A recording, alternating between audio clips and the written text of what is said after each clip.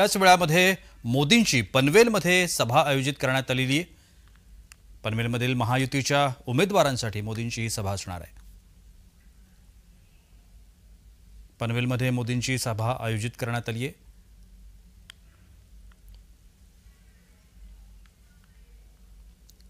थोड्याच वेळामध्ये मोदी हे पनवेलमध्ये पोहोचतील। औरंगाबाद या ठिकाणी मोदींची सभा आयोजित करण्यात आली होती। गेल्या काही दिवसांपासून मोदींच्या सभा महाराष्ट्रातल्या विविध ठिकाणी आयोजित करण्यात आलेल्या आहेत। महायुतीच्या सर्व उमेदवारांसाठी या सभा आहेत आणि या प्रत्येक सभेमध्ये मोदींनी विरोधकांवर आसूड ओढलेत। औरंगाबादमध्ये नुकतीच मोदींची सभा पार पडली आणि आता पनवेलमध्ये त्यांची सभा पार पडते। आपण या सगळ्या संदर्भात अधिक जाणून घेण्याचा प्रयत्न करणार आहोत। आमचे प्रतिनिधी साहिल रेळेकर आता माझ्यासोबत आहेत। साहिल, मोदींची सभा पनवेलमध्ये आहे, आता आपल्याकडे असलेली माहिती काय?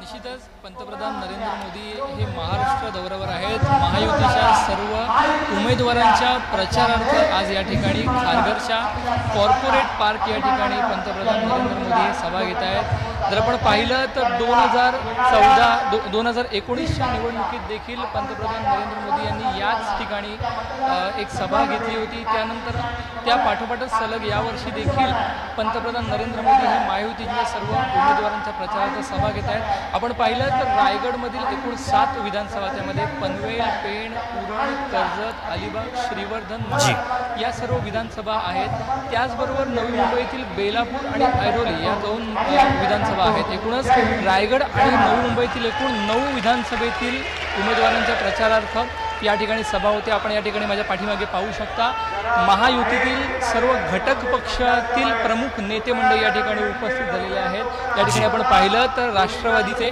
प्रदेशाध्यक्ष सुनील तटकरे, खासदार श्रीरंग बारणे, त्यांच्यासोबत महायुतीतील सर्व आमदार, मग या ठिकाणी महेंद्र थोरवे असतील, राज्यपाल नियुक्त आमदार विक्रांत पाटील असतील, त्याचबरोबर रवींद्र चव्हाण हे देखील या ठिकाणी उपस्थित आहेत, गणेश नाईक, त्याचबरोबर मंदा म्हात्रे, आमदार प्रशांत ठाकूर, आमदार महेश बालदी यांच्यासह महायुतीतील सर्व आमदार, प्रमुख नेते मंडळी, पदाधिकारी या ठिकाणी मोठी गर्दी जमलेली आहे। साधारणपणे आपण पाहिलं तर मागच्या अनेक दिवसांपासून या ठिकाणी सभेचं नियोजन करण्यात येत आहे। त्यामुळे या सभेला पंतप्रधान नरेंद्र मोदी हे उपस्थित राहणार असल्याने संपूर्ण महायुतीतील या संपूर्ण परिसरातील सर्व कार्यकर्त्यांमध्ये गेल्या 4 दिवसांपासून उत्साहाचं वातावरण पाहायला मिळतं। नक्कीच साहिल, किती पद्धतीने कसा रिस्पॉन्स मिळतोय संपूर्ण, कारण पनवेल, रायगड, त्याच पद्धतीनं नवी मुंबई, मग बेलापूर असेल, ऐरोली असेल, या सगळ्याच ठिकाणी जर आपण पाहिलं तर महायुतीला मोठ्या आव्हानांना सामोरं जावं लागतंय।